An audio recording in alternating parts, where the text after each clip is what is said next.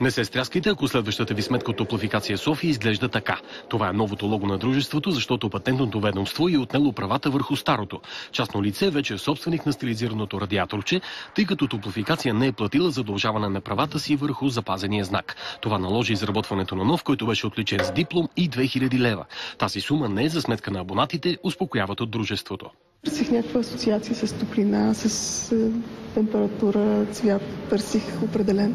Имате ли задължение към Топлофикация? Не е редовно да си плащам. Новото лого е избрано от 400 предложения на 300 автори. Писател предлага алтернативни идеи. Емил Измирлиев воюва с парното от години и автор на книгата «Бандитската топлофикация». Сатирично разследване за живота на потребителя, който иска да се откаже от услугите на монополиста. Това е Топлофикация, арестува българските граждани. Цяла България е арестувана Топлофикация и се намира в нейния затвор и трябва да плаща, докато са живи хората.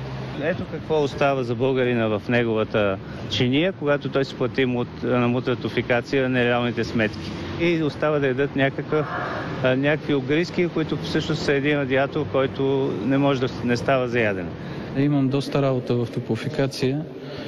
От сутрин до вечер нямам време да чета такъв тип литература. А и самото заглавие не е нещо, с което аз мога да се съглася. За BTV новините, Борислав Лазаров.